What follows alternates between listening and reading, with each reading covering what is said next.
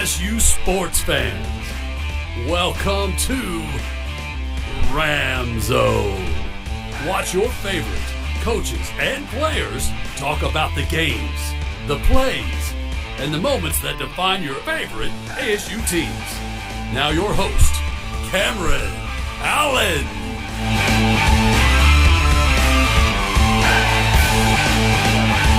The head football coach of the Angelo State football team, Coach Girsch, and we got a new banner as well, the Ramzone banner right here, got the logo. But we'll go ahead and get started, Coach Girsch. Let's just start about your background, where you grew up, where you played, and how you ended up here. Okay. Well, I grew up in Waterloo, Iowa, back in the day. My dad was in the Air Force, and so we traveled a little bit. I was born in Honolulu, Hawaii, where he was stationed, and then we moved to Nebraska for a little bit, in Omaha, and then into Iowa. So grew up there.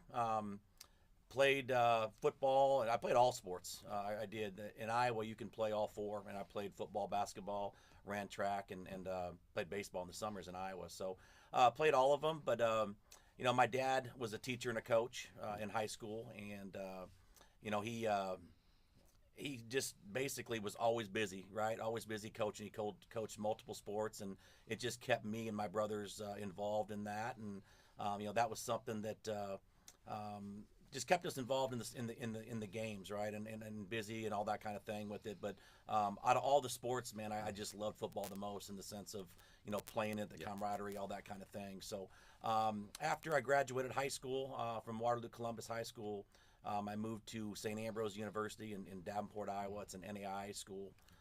Played 4 years there, and got done playing, and I was graduated with a criminal justice degree, and really wasn't sure what I wanted to do in that field, and got the opportunity from one of my coaches to become a graduate assistant and start coaching, football. And I just knew I wasn't ready to give up the game yet after I graduated and got done playing.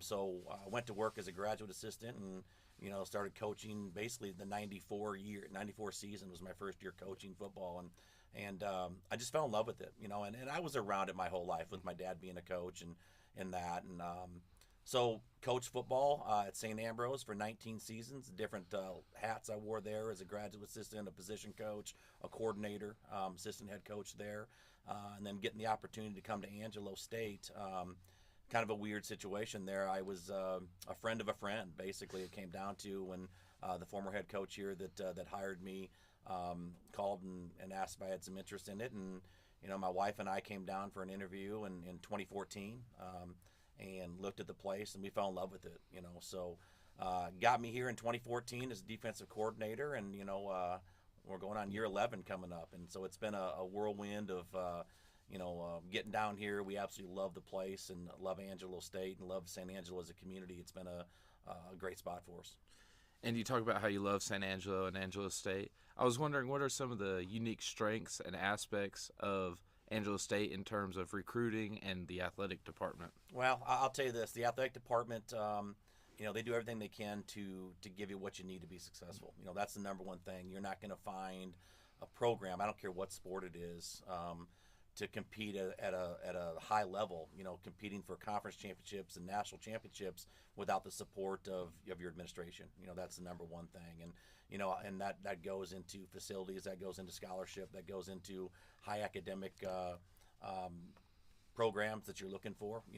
Being over 10,000 students now, having different avenues of academics where guys can come in, having an engineering department, having, all the things that the kids are looking for now to go play football. But the academic side of things are so high, bringing those in and having different avenues has been huge. So, that's the biggest thing, having great comfort and knowing that everybody's on your side in the sense of wanting to win here.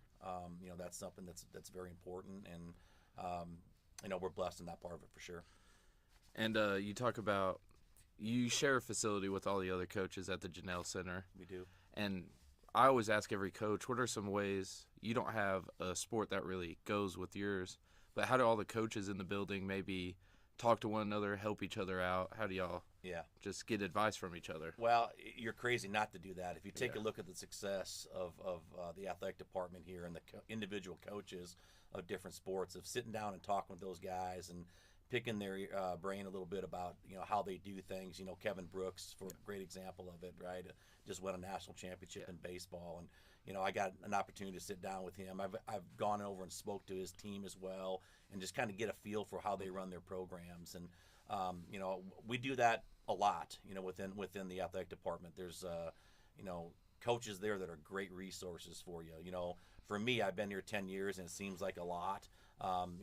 Coach Brooks has been here for ever, and Coach Scott and has been here a long time. Coach Reed, our athletic director, a long time. So, getting some understanding about how the program works, how the department works, and the ins and outs of things. I rely on those guys a lot in what we're doing. Yep, there's been a winning culture built around here. Just this last year, we had the national championship. Volleyball won recently, and just not this last season, but the season before, y'all were on a road to get to a national championship. Fell just a little short. But what was special about that season? Well, I think the players, that's so, you look into why things are going the way they go, and how you're doing it. And if you're having success, something's happening different, right? And to me, it's about the players. We had great players, and we still do. We have unbelievable football players that come here. We're recruiting differently, going out and finding the right fit, not necessarily the best player all the time. You can get in trouble a little bit going for the best player every time that doesn't have the big picture of what you're looking for in a student athlete when you're recruiting them.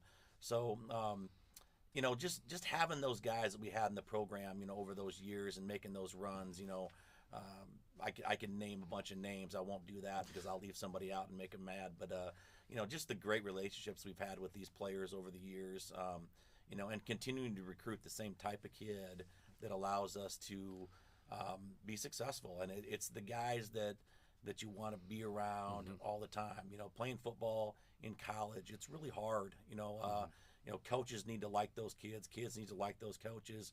The relationship has to progress, and the trust and all those things that go into it. So you want to make sure you surround yourself with great players and people you want to be around.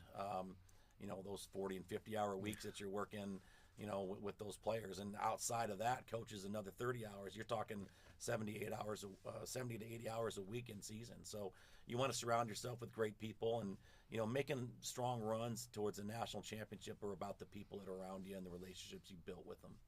And you talked a little bit about how it's a long work week during football season especially.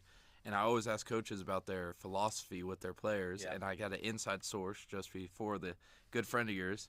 He asked me to ask you to talk more about how you're a player's coach. A bunch of players have said that about you and what that kind of means to you. Yeah, it means a lot.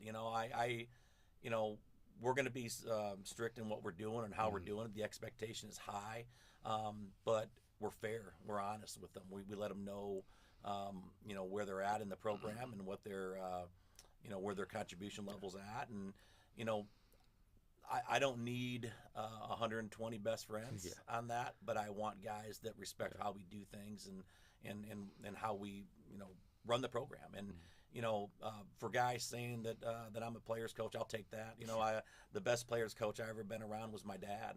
I remember sitting there as a ball boy on the sidelines of football games and watching him coach in high school in Iowa, and just the positivity that came out of his mouth, and how he spoke to his guys, how he treated his guys, with a ton of respect. And I carried that along, and I've worked for a lot of coaches that have done that.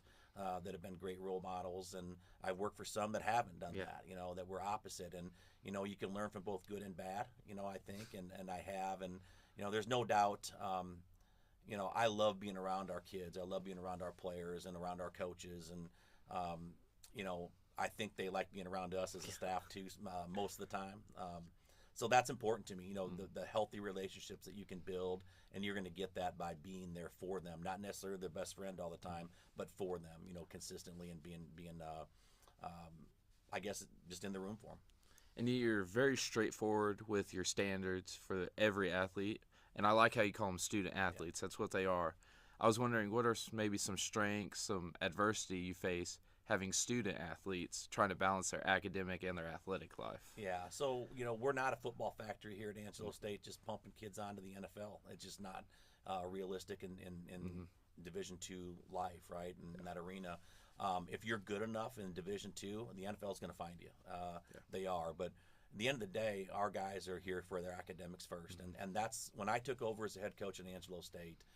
The first thing I did was get our roster right, and I think we spent a lot of time before chasing kids around to go to class and keeping them out of trouble and doing things like that more than we were actually coaching football. And we wanted guys that were serious about it academics. So when we recruit and go do different things, we find those kids, and that doesn't mean that kid is a 4.0 student all the time. It means they work at it and they're going to be successful, in the effort that they provided in high school or junior college or their previous institution. We want guys that are serious about getting their degrees. So that's the first thing. And so in saying that, you got to have that concession on the other end of it, right? When there's issues with a class and practice conflicting, there's no conflict. You go to class. We do adjust practices around a little bit. In the spring, we go in the morning. That's kind of twofold, to make sure they're getting to all their classes, but also to avoid the track area when track's in season. We want to give them that space because we share that arena. So, it's just understanding as coaches. It's demanding to be a college football coach. A college football student. But those guys need to understand that they're here for their academics first, and but the high expectation of winning football games at Angelo State, the expectation from their coaches and from us, to be where they're supposed to be on time and doing that to be good in football. There's a lot that goes into it, but the academics are always going to take the front seat. And we're talking about balancing that, and then you got to think that's a big roster, a bunch of different maybe attitudes or just personalities. Do you maybe have any type of chemistry bonding exercises or things y'all might do regularly just to get the teams together? Yeah, we'll do different team meetings. We'll have guest speakers come in and talk. We'll, we've done some things in the past with, kind of lighten the mood a little bit and doing different games and that kind of stuff, meals, things that we get together. But I think ultimately it comes down to the culture that we build. A lot of our time that we share with them outside of truly on the football field is in the weight room. There's so much culture that's built in the weight room, but that's something that's huge for us, and getting out there and having competition with them. I think also, you talked about big personalities, right? And using that, the guys that are upperclassmen, mentoring some of the younger guys, telling stories about, great things that they've done, mistakes they've made. I think there's a lot of that can be gained from having your upperclassmen, the guys that you look at in the program that have been with this staff, for 4 years. These guys talking to our younger guys and getting them on the right road. The locker room is full of big personalities. It's also full of, we call the locker room mentality, right? What we want to have happen. You take a look at all of our guys, whether it's race, religion, beliefs, how they're raised, all those things, and they're put into one locker room, and they have the exact same goal in mind, right? To win games and get a degree. And we can do that as a team, and we talk about it all the time with my guys. How about the world like that, right? If you got all these people from different areas coming from different backgrounds, let's have a locker room mentality, and the world can be better if they have a little more locker room mentality. These guys are coming from different places, and they have the same set of goals, and we look to build on that. And you talked about, I wanted to go back a little bit. You talked about trying to not maybe bring in the best or the top athlete you can, but getting guys into the culture that fit. And beforehand, you were talking to someone about high school players that you recruit running track. Yeah. And you're a big believer in that. There's a lot of coaches that are big believers in that. I just wanted to hear more about your thoughts on having these football players in track. Yeah, well, I'll say track or multiple sports, right? Yeah. If they're playing baseball and doing something and they can't run track, we'll still recruit. But I just think it's important that they're busy and they're looking to get better. Everything that we do once they get in the program is skill development. We recruit 95% of what we're doing in recruiting right now is through the high schools of the state of Texas. Yeah. So, finding those guys that, love to compete, love to continue to improve with what they're doing. There's guys we recruit that run track in high school that don't get in one meet. They're not fast enough, or they're not strong enough in the shot or disc or whatever, but they just go for the workout, right? And so just being involved and wanting to improve your skill set, because you're never going to be a worse football player by running, and running track and doing different things. So, and we talk about that all the time. And talking to high school coaches within the state of Texas, they push their kids to get involved. If they're not playing baseball, they better be doing track, and they push their kids in that direction. So we definitely like that. We want our guys that are committed to things and year round, and a belief that they can continue to improve their skill set. And when they get to Angelo State, you got them in a little bit better shape. And the recruiting process, it's not like some sports where maybe the sports in high school are at a different time than college. Yeah. Y'all are playing at the exact same time. Y'all season even goes maybe a little longer. Yeah. What are maybe some of the struggles of having a recruiting time, or high schools having the same season as y'all, troubles with recruiting? Yeah, it's hard. It really is, especially, San Angelo is an awesome community. It's a great town. Yeah. It sits away a little bit from some hotbeds of recruiting. You look in the Metroplex in Houston and Austin and San Antonio. We get great recruits in the West Texas area as well. But a lot of those places that we go to fill our roster, we can't go watch them play on Friday night. We got a game on Saturday, or you're driving 4 or 5 hours. You can't do that on Friday night. So that part of it presents a little bit of a challenge. But at the same time, I love that the San Angelo community and what it is, when we get players here to come visit, this place knocks it out of the park. The school does and the community does. But no doubt a challenge. We do a lot of our recruiting right now. We'll be out on the road starting next week, and all of our coaches will be in different parts of the state. And we'll go to high school and talk to every single one of the coaches that we can talk to, and start getting names and that kind of stuff, watching film.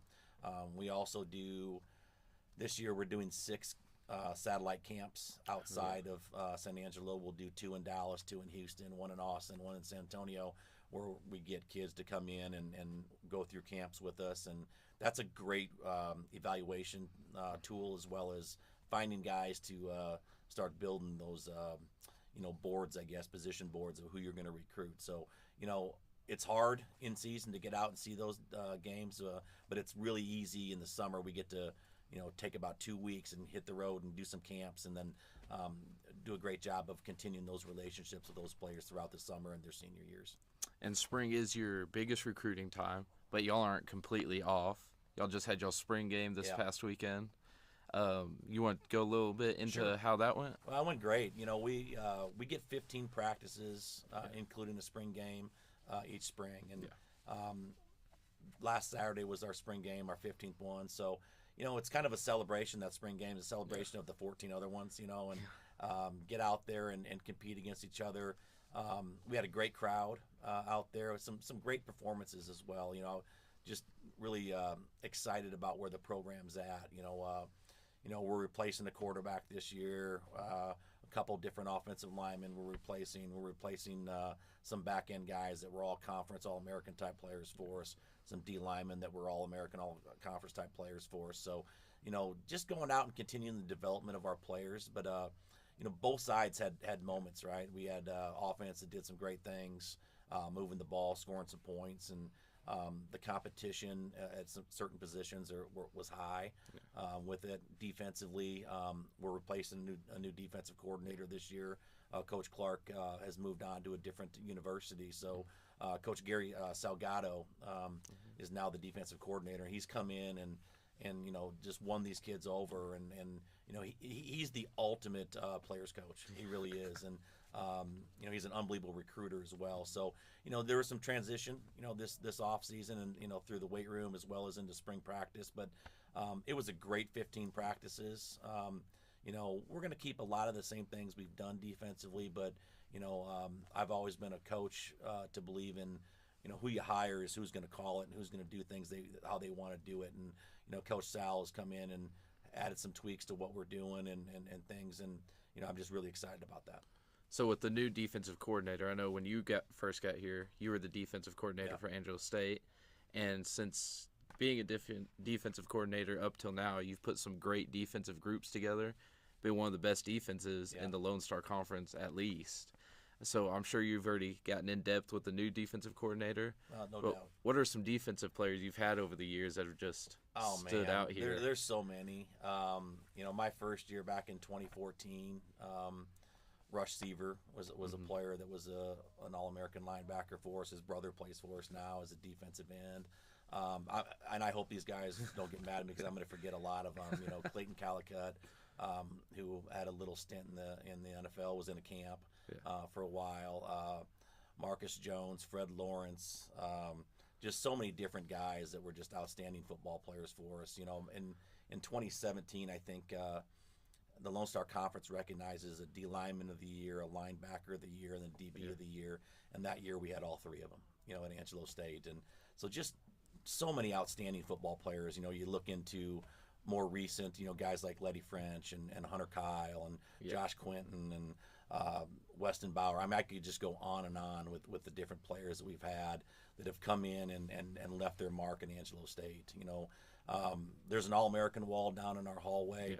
It needs to be updated bad. I think since I've taken over as the head coach, just in that time frame, I think there's probably 12 or 13 guys that need to go on that wall. So it's exciting. Just unbelievable football players we've had. And the neat thing about it, too, is, we always talk about iron sharpens iron, right? You could have just as many offensive players on that wall, too. The guys that I've got to, coach against in practice and then obviously be on the same team on Saturdays. Guys like Kyle Washington and, just unbelievable football players that have been here over the years. I could just go on and on with those names, too. Lawson Ayo. There's just so many of them. But having all those guys and being able to, say that, hey, I was a part of those teams and that is something I'll cherish.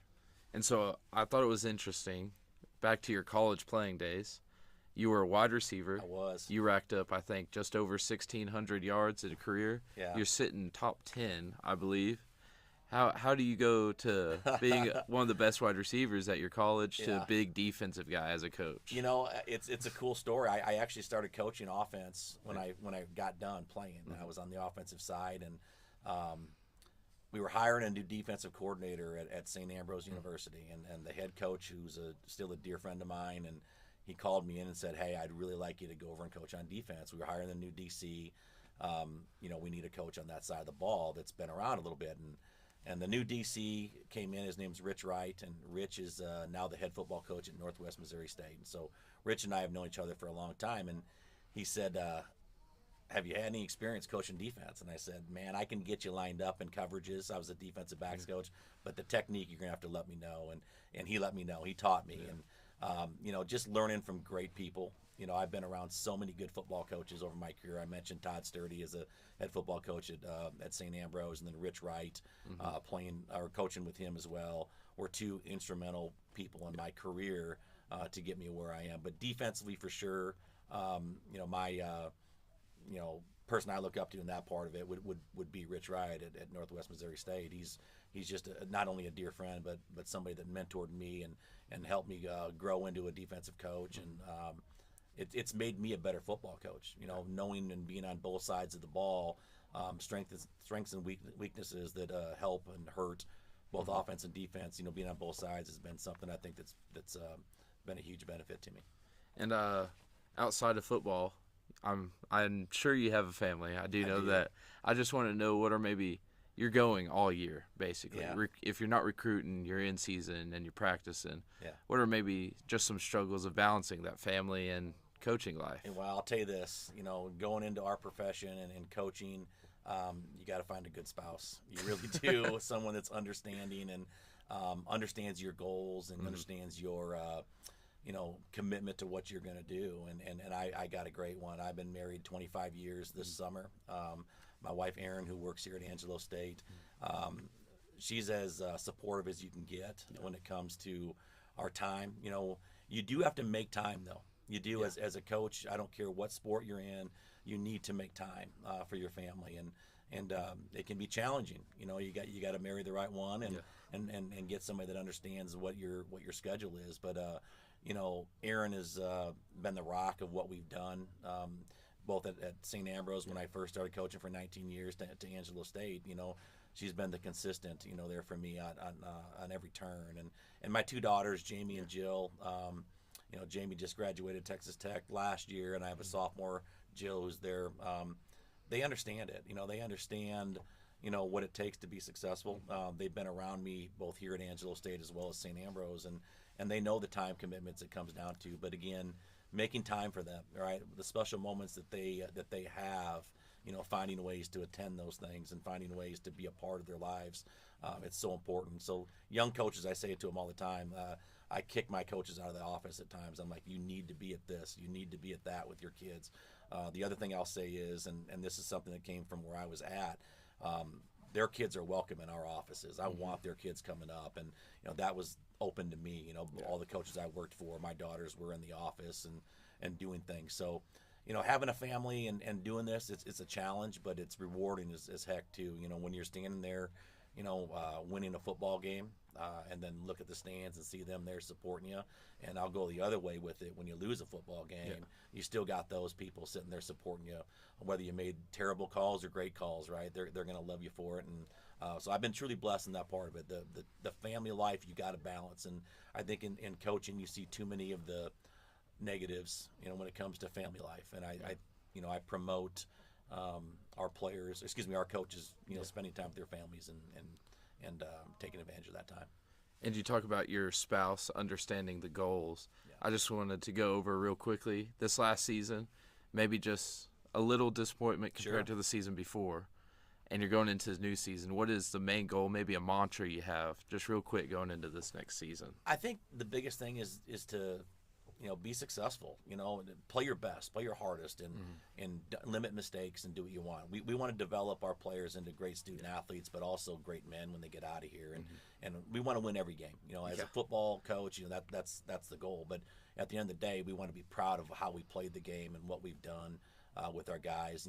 The biggest thing I'll tell you, I know it's got to be quick, is are you end of the year? Are you satisfied with what you got? And at 7-3, there's a lot of schools out there last year that would have been really happy to be 7-3, and it left a bad taste in a lot of the coaches' mouths here, as well as a lot of the players. So, that motivation throughout the offseason to get back to the winning ways, and conference championships are what we go for every single year, and compete for a national championship.